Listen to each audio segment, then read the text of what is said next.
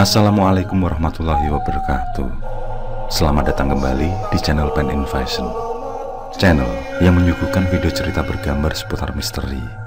Simak terus video dari kami. Cerita ini adalah kisah nyata yang nama orang dan tempat sengaja kami samarkan. Becek ketitik olo ketoro. Berapa banyak orang yang terluka hatinya karena sahabatnya sendiri, seperti halnya yang dialami oleh Dani, seorang pemuda dengan tubuh tinggi berparas tampan dari kota dingin Malang ini. Lahir dari keluarga menengah ke atas, sejak kecil hidupnya selalu tercukupi.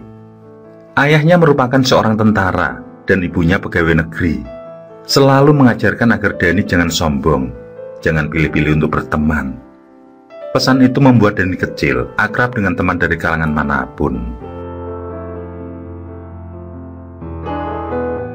Setelah lulus SMA, ia memilih melanjutkan pendidikan ke negara matahari terbit, yaitu Jepang.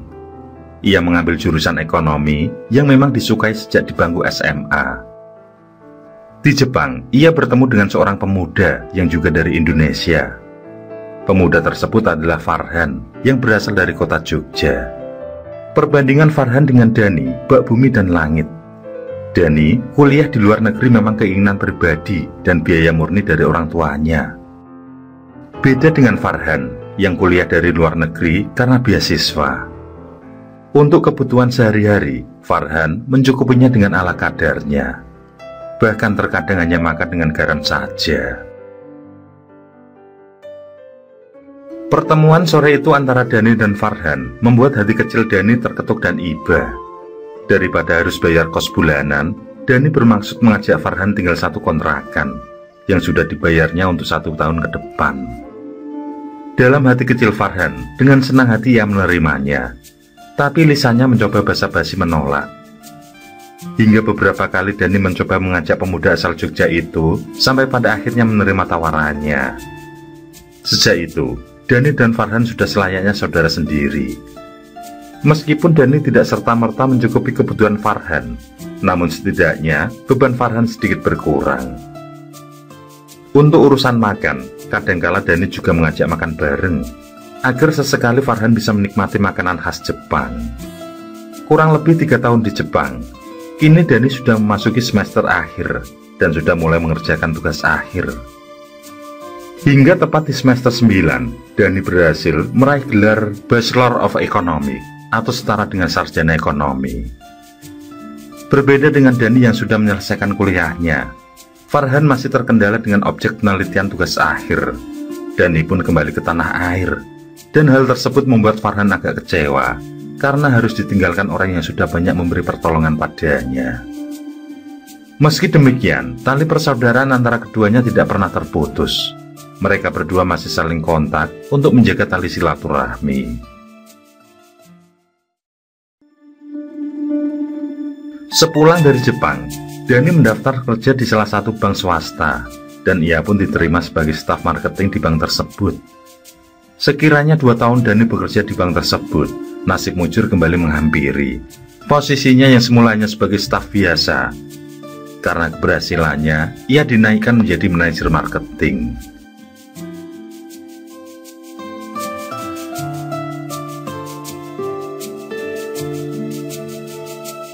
Di sisi lain, nasib Farhan tidak semujur Dani. Mungkin Dewi Fortuna belum berpihak padanya. Selang 1 tahun sejak lulusan Dani, Farhan pun kembali ke tanah air dengan membawa gelar yang setara dengan sarjana manajemen. Namun beberapa lamaran ia coba masuki. Sayangnya, belum ada panggilan satupun. Hingga pada akhirnya, ia mencoba melobi teman lamanya agar bisa masuk di bank tempat Dani bekerja. Karena Dani posisinya cukup mentereng, dibawalah Farhan masuk ke tempatnya bekerja, yang kebetulan waktu itu sedang butuh customer service. Hubungan persahabatan antara keduanya itu tidak pernah renggang. Orang Jawa bilang, renggang gula kemepir pulut. Hingga saat karir Dani melesat sebagai kepala cabang, bapaknya meninggal dunia. Yang sangat disesalkan oleh pemuda itu adalah ia belum bisa memenuhi keinginan mendiang bapaknya untuk segera menikah. Di usianya yang sudah lebih kepala 3 itu, ia belum juga menemukan mutiara hati. Mungkin dalam bidang karir, Dani sudah bisa dibilang berhasil. Namun dalam urusan asmara, ia masih kalah dengan Farhan yang sudah menikah dan punya anak 1. Belum berselang lama sejak kepergian sang bapak, duka kembali menyelimuti kepala cabang itu. Adik perempuan yang sudah lebih dulu menikah juga meninggal dunia saat melahirkan anak pertamanya. Sebagai sahabat, Farhan mencoba menghibur Dani dengan memperkenalkannya pada seorang perempuan yang juga kebetulan teman istrinya. Namun maksud Farhan itu ditepis oleh Dani. Ia tidak ingin urusannya tambah kacau dengan hadirnya seorang perempuan. Farhan tidak tinggal diam. Ia mencoba merayu dan membujuk Dani untuk berkenalan dengan teman istrinya itu. Singkat cerita, Dani dan Ariana, perempuan yang dimaksud Farhan itu, bertemu di sebuah kafe. Dan perjumpaan pertama itu menjadi awal benih-benih cinta Dani mulai tumbuh. Dani mencoba berbicara pada Ariana untuk ke jenjang yang lebih serius. Di usianya yang sudah kepala 3, Dani ingin segera menimang bayi seperti teman-teman seusianya. Namun setiap kali berbicara ke jenjang yang lebih serius, Ariana selalu berkelit dan mengatakan masih belum siap.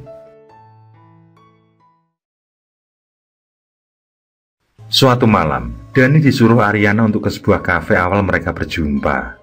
Ariana yang sudah terlebih dahulu sampai di kafe tersebut sudah memesan minuman dan makanan ringan sebagai teman ngobrol. Dani pun tiba dan langsung duduk dengan kekasihnya itu. Akan tetapi, tidak berselang lama setelah ngobrol, tiba-tiba Dani merasa kepalanya pusing seperti orang mabuk.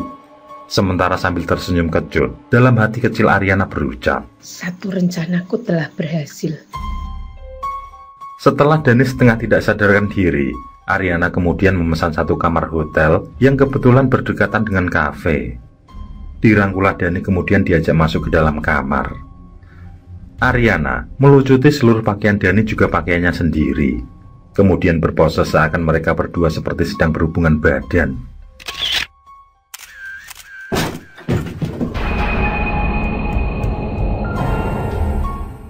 Namun hal mengejutkan datang. Bersama dengan Farhan, beberapa polisi datang menggerebek kamar hotel itu dengan tuduhan perselingkuhan. Karena nyatanya, Ariana adalah istri orang. Memang, rencana busuk itu sudah jauh-jauh hari direncanakan Farhan dan istri juga Ariana.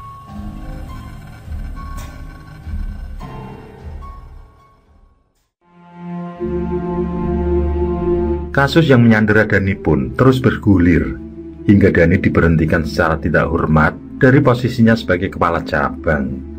Dani tidak habis pikir dengan ulah Farhan. Ibarat anak kucing yang dipungut dari selokan, tega menusuknya dari belakang. Budi baiknya selama di luar negeri sampai pekerjaan yang telah diberikan oleh Dani dibalas oleh Farhan dengan fitnahan dan jebakan, yang membuat Dani harus kehilangan pekerjaan. Dani menangis di pangkuan sang ibunda.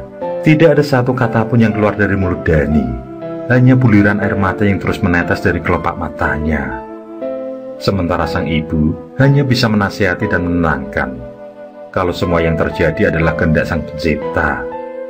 Dani tidak menyesali uang yang telah ia berikan pada perempuan jalang itu. Tapi yang membuat terluka adalah balasan Farhan atas budi baiknya selama ini. Dalam benak Dani sudah tidak ada lagi nama sahabat yang telah mengkhianatinya itu. Ia sudah lupakan dan ia kubur dalam-dalam. Kalaupun nanti dipertemukan, ia juga akan menganggapnya sebagai orang biasa, bukan sebagai sahabat ataupun kawan lamanya. Dengan uang tabungan yang dimiliki, Dani mencoba membuka usaha ternak ayam di kampungnya. Ia sudah tidak ada harapan lagi kerja di kantor.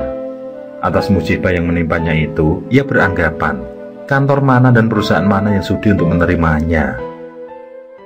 Di belakang rumah, ia membuat kandang dengan ukuran 10 x 5 meter sebagai awal untuk membuka usaha ternak ayam pedaging.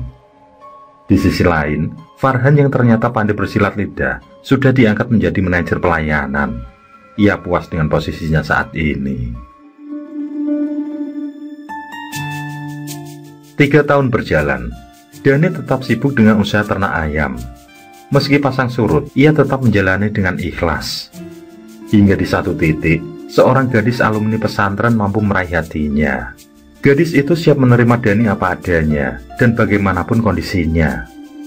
Dari pernikahan itu, Dani dikaruniai buah hati perempuan yang cantik dan menggemaskan.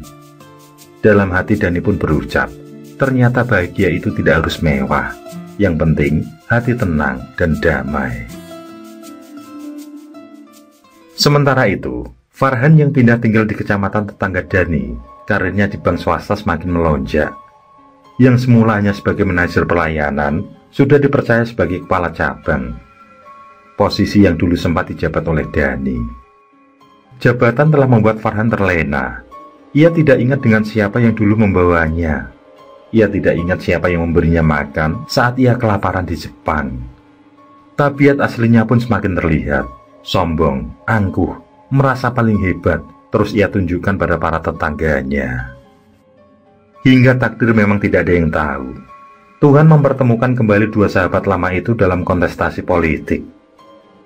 Sebenarnya, Dani tidak ada niatan sama sekali untuk maju sebagai wakil rakyat. Namun warga yang merasa banyak mendapat uluran tangan darinya, terus mendesak agar Dani maju di pileg kali ini. Ia pun mencoba mempertimbangkan usulan para tetangganya itu. Sedangkan sang istri hanya manut saja dan bisa mendoakan yang terbaik. Saat pendaftaran caleg itulah, Dani dipertemukan dengan Farhan, kawan lamanya. Meski luka lama belum kering, Dani tetap menyapa Farhan terlebih dahulu. Namun bukan respon atau jawaban yang baik, malah cacian menyakitkan yang ia dapatkan. Dani hanya bisa mengelus dada.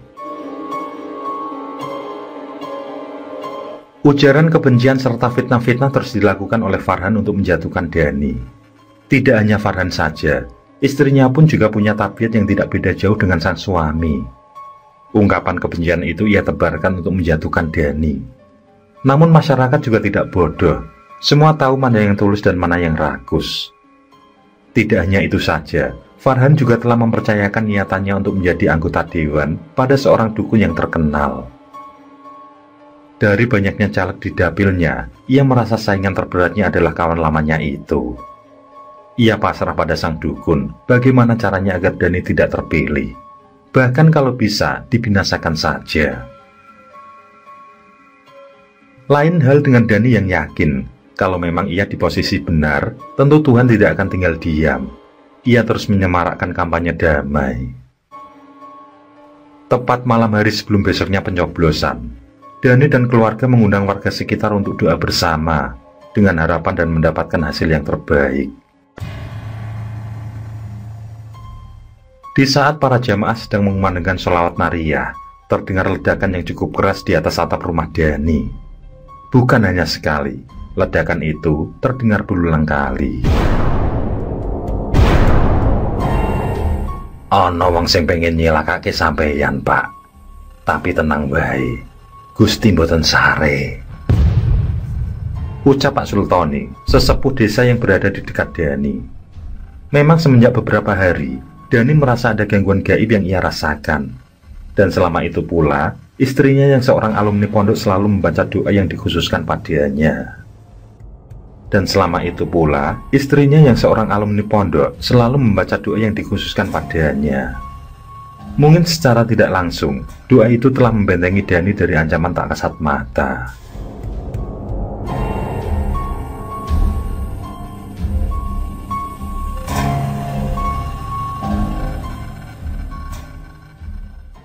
Tibalah hari pencoblosan. Para warga yang datang ke tempat pencoblosan tampak bersukaria menghadapi pesta demokrasi. Hal yang sama juga dirasakan oleh Dani dan istri. Tidak ada rasa was-was ataupun ambisi untuk menjadi wakil rakyat. Kalaupun nanti terpilih, ia akan mengemban amanah dengan baik. Kalaupun tidak terpilih, ia akan ikhlas menerimanya. Sekitar pukul 4 sore hari, penghitungan suara sudah dimulai. Ternampak siapa yang unggul di pencalonan DPRD kabupaten itu. Hampir di semua TPS, Dani unggul telak dibanding caleg lain. Farhan yang sudah tahu dengan hasil suara yang diperolehnya mulai emosi. Beberapa uang yang ia keluarkan untuk membeli orang, tapi separuh pun tidak ada yang memilihnya. Begitu juga dengan sang istri. Para tim sukses habis kena caci maki. Bahkan istri Farhan tidak segan untuk meminta kembali uang yang telah ia berikan pada warga. Farhan mulai stres dengan pencalonannya sebagai caleg. Ia yang terpengaruh oleh kawan-kawan di luar kantor hingga memutuskan masuk ke ranah politik. Sebelumnya telah mengundurkan diri demi maju di pileg. Kini, uangnya mulai menipis. Beratus-ratus juta ia keluarkan untuk merebut kursi di PRD. Nyatanya, uang itu hangus tidak berbekas. Mungkin itu yang disebut kalau karma itu nyata.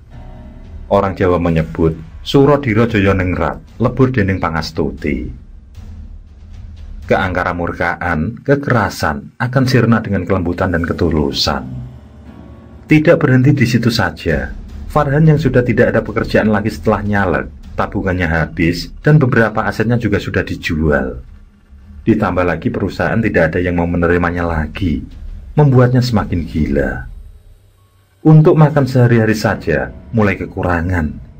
Rumah mewah yang didapatkan dari hasil curang telah berpindah ke tangan lain. Otak kotornya sudah kehabisan akal lagi, hingga setan pun menuntunnya untuk menghabisi nyawa Dani dengan tangan sendiri. Namun Allah telah menunjukkan kuasanya. Sebelum Farhan berhasil masuk ke kamar Dani, karyawan yang tidur di kamar depan terlebih dahulu menangkapnya.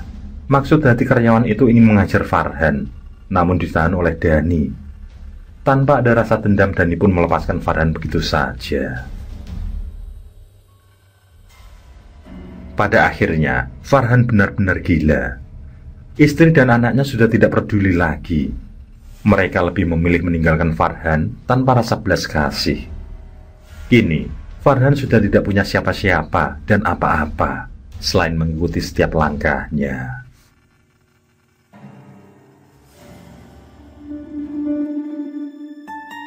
KPU telah mengumumkan hasil resmi. Dan dengan penuh haru, Dani dan istri menyambut kemenangan. Selang beberapa waktu, Dani pun dilantik sebagai anggota DPRD di daerahnya. Tepat di saat dan di tempat pelantikan itu, ternampak seorang laki-laki mengenakan pakaian lusuh dengan rambut teracak berada di depan gedung. Dani tidak pangling, itu adalah sahabat lamanya, Farhan. Dipeluklah erat tubuh Farhan sembari air matanya menetes. Entah terbuat dari apa hati Dani. Orang yang sudah menghancurkan hidupnya masih saja ia perlakukan dengan baik. Setelah pelantikan itu, dibawanya Farhan ke psikiater untuk memulihkan kejiwaannya. Dani juga mengupayakan pengobatan non-medis untuk memulihkan kondisi kawan lamanya itu. Beberapa bulan berikutnya, di ruang pendopo yang baru saja dibangun oleh Dani, ia menerima permohonan maaf dari Farhan yang kondisi kejiwaannya sudah dinyatakan pulih oleh psikiater. Sembari bersujud dan air mata yang terus mengalir, Farhan memohon maaf pada Dani. Wes mas, sing wes yo wes, sampeyan nek gak ono panggon, manggono ning kene sak gelemmu. Becik ketitik, ala ketara mas. Pungkas Dani.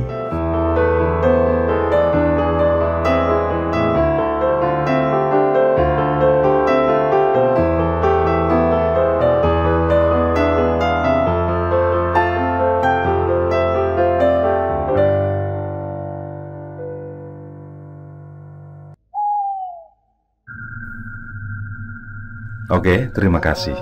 Semoga kawan-kawan terhibur, dan untuk ke depan, semoga channel ini bisa lebih baik lagi. Akhirul kalam, wassalamualaikum warahmatullahi wabarakatuh. Sesandingan hormat kaling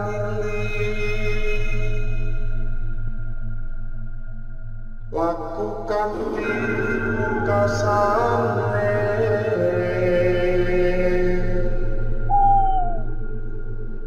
Anda kersane